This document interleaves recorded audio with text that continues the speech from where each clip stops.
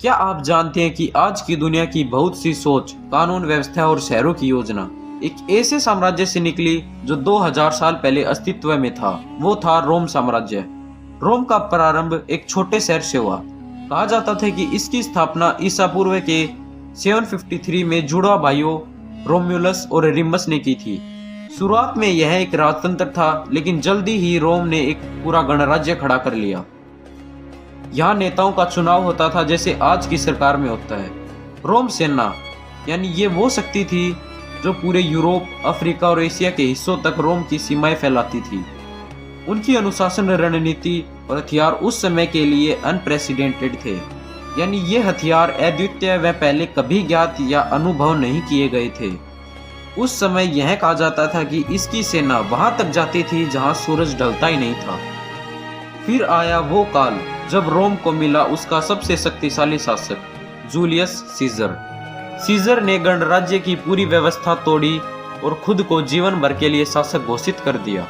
लेकिन सत्ता की इस चमक से रोम के कई सीनेटरों में असंतोष बढ़ा और सीजर की हत्या कर दी गई। सीजर की मौत के बाद रोम डगमगा गया, मगर फिर मंच पर आया एक नया नाम, ऑगस्टस सीजर, जूलियस सीजर का उत्तराधिकारी।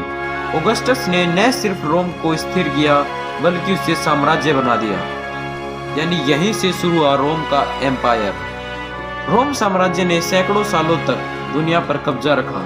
उन्होंने अद्भुत सड़कें, नाले, स्नानघर और एम्फी थिएटर का निर्माण किया, जिसमें सबसे प्रसिद्ध है कोलोसियम, जहां हजारों लोग एक साथ ग्लैडिएटर की लड़ाइयां देखते थे।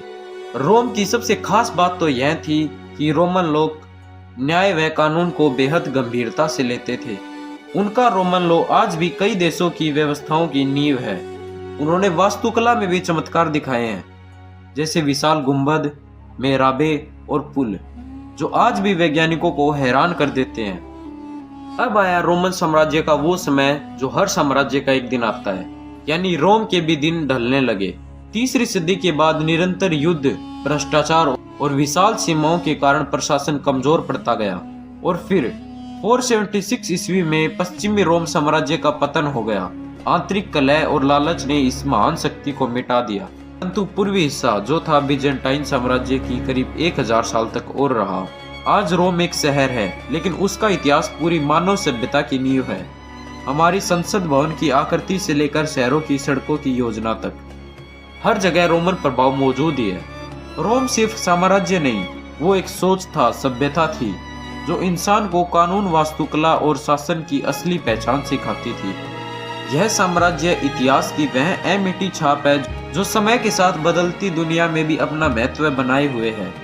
पहले जहां इस साम्राज्य की शक्ति और वैभव एक मिसाल थी, आज भी इसकी विरासत में उसकी संस्कृति धरोहर हमारे लिए मानवीय इतिहास की एक अनमोल उपहार है।